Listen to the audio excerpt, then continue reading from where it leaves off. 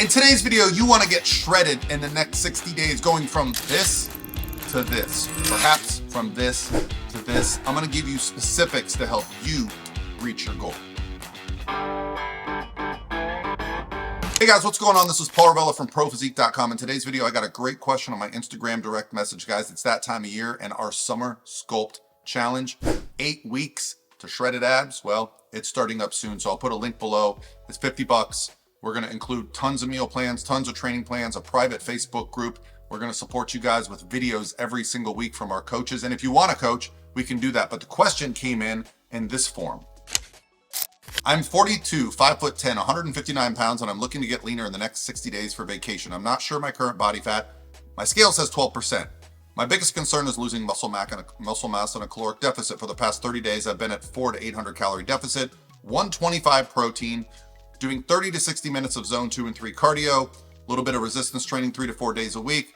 And I've heard differing opinions on protein intake, and I want to talk about that. Even increase my muscle mass. Thanks in advance. I'm a big fan. Well, I'm a big fan of these great questions because this is exactly the way my brain works too, guys. You have gotten a lot of information here, so let's talk. First things first, 12% is freaking lean. So in the next 8 weeks, you can definitely get under that 10% mark and even lower. Now, a lot of people are going to look at this and say 5, 10.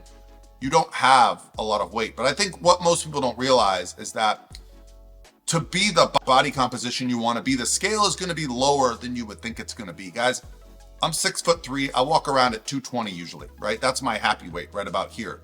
When I'm shredded, I'm like 195. Like, think about that. That's 25 pounds of body fat on a person that probably doesn't have that much body fat to go, but that's the illusion. And most people, when I'm in that shape, actually think I'm more muscular, unless I'm wearing my baggy clothes. Because when you have no fat between your muscles, it creates the illusion of larger muscle size. So I understand it. So just, that's where we're coming from, guys. We're talking about people that want to lose as much fat as possible to get as lean as possible in 8 weeks. Okay, so that's what our summer sculpt is for. But for you specifically, I want to address your question about protein. Yes, 125 grams is probably going to meet your needs for keeping and building muscle. However, the leaner you get, I find that there's more value in bumping that protein a little bit higher. I would likely have your protein already at your body weight, around 150 to 160 grams per day. Why? Well, there is a little bit of a potential for some muscle wasting the leaner you get, right? And I think it's also going to add some value and satiety with your diet. So there's very little risk of causing problems by overeating on protein. However, there is a risk by undereating. So I would bump that protein up to a little bit more, probably 150, 160 grams per day. You didn't give me a lot of information around your fats and carbohydrates, but I will say this, the leaner you get, the more frequent I do my high carb days. Let's just assume you're at 150 grams of carbs a day. Every 5th or 6th day, I'd probably bump that up to 250 grams. If you're at, say, 100 grams of carbs per day, every 5th or 6th day, I'd bump it up to 160, 170, something like this, right? I'd also get to the point where I'm doing 2 consecutive high carb days where I'm keeping the protein and the fat the same, but bumping those carbohydrates up. Why? This is really going to prevent muscle loss. Your performance in the gym is going to do better. Your muscle fullness is going to look better. So you're going to psychologically be able to handle fat loss. What most people don't realize when they're losing body fat is there's going to be some days where you look and feel incredibly thin. You might even get comments from some people that say, hey, you're looking skinny. And if you're like me, who was extremely skinny growing up, that's a trigger word.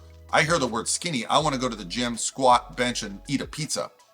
So to prevent that, what I've learned to do is wear clothing that kind of suits the physique that I have, but also build the confidence around understanding that as we get leaner, as we lose body fat in our clothing, there are going to be specific times where you just don't look as robust and as big. However, we're going to look much better with our shirt off, much better at the beach. And that's your goal right here. So this is about the specific goal that you have of getting as shredded as possible in these 8 weeks. And the psychology of that can be difficult to deal with, especially if you stay too low carb for too long. Carbohydrates are wonderful for burning fat, for building muscle, right? For our metabolisms, for our hormones.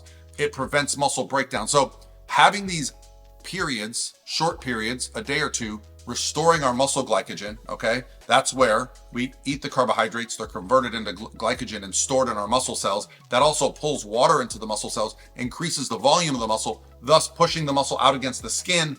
This is where people will say your muscles look fuller, if you're familiar with that term from the bodybuilding world, right? So if you don't do this, you start to psychologically feel weaker in the gym. The dumbbells, the weights, they might feel heavier. And then once you do a refeed day, you're going to get that resilient feeling like, wow, I can handle this. Okay. And it also helps psychologically knowing that, hey, I can grind for a couple days because in a couple days I got some recovery coming up. Now, fat is another important variable because fat starts the cascade of all the hormones in our body. So for men, I definitely don't like to go below 45 grams of fat per day. Okay. In your situation, you're going to start to compromise things like hormones, things like digestion if your fat gets too low. So make sure you're getting enough nutritional fat to keep up with the demands of this process. Now, you said you're doing 30 to 60 minutes of cardio. Those are rookie numbers. You got to bump those up. Now, I'm quoting a movie and I'm half kidding, but seriously, I'm a big fan of moving more versus starvation approaches. I see people that'll go down to like 800 calories and claim that, they don't have to do cardio. I would much rather be moving to create the caloric deficit. So if you're restricting your calories and you're doing 30 to 60 minutes of, moderate steady state cardio, I would bump that up. There's times where I'm doing 2 1-hour walks a day when I'm getting absolutely shredded, which if you're going to go below 12% body fat, you're going to have to do some things that are going to prioritize your diet, prioritize your training, prioritize your cardio to get there, because it's just going to fight the body's kind of normal urges to kind of stay put where you're at. So what I think of this as a challenge, and that's why you have to have a deadline. Now, you said 60 days, which is about 8 weeks. That's the time of our Summer Sculpt Challenge. This is why we do our challenges, guys. We're about to end our 90-day challenge from the beginning of the year. Wait until you see these transformations I've been looking at. Mind-blowing. Now, a lot of that comes down to, we provide some support, but I would say a large portion, the reason that people reach that goal, it's not the support, it's not the meal plans, it's not the training plans, it's the deadline, it's the community. You get this momentum from seeing other people work, and it makes you want to work, and the deadline. You can tell people, hey, I'm doing this challenge, it ends this day. Cool, people buy in. How's your challenge going? If you just say, I kind of want to lose some weight, along the way, things are going to happen. Your cousin Sally's going to come into town. Dad's going to get sick. There's going to be a holiday. Summer's going to start. Someone hasn't, had a margarita with you in a few months, okay? Whatever it is, those things are going to get in your way. Versus when you have a deadline, you say, hey, Sally, it's great that you're in town, but I'm working on this challenge. So if we go out to eat, I'm going to be a little bit conservative this time, right? It gives you the reason to get up and do things, to plan ahead. It makes you prioritize your time. You learn time management. Give yourself a deadline to reach this goal. You've already got that factored in. So the biggest thing for you, the only way to lose muscle is if you eat too little protein, which you're not doing, but you could bump that up, is to skip your resistance training sessions or start reducing the intensity or volume of your workouts. So don't do that. In fact, you could probably bump that up to 5 days per week. And really, the biggest way that you're going to lose muscle is just by changing your behaviors, okay? Now, the scale might be going down. That doesn't mean you're losing muscle. Muscle is very resilient, okay? So keep doing what you're doing.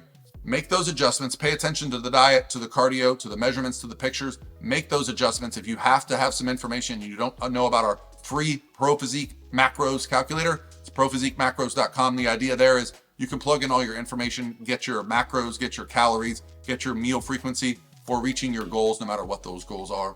And I will talk to you guys tomorrow.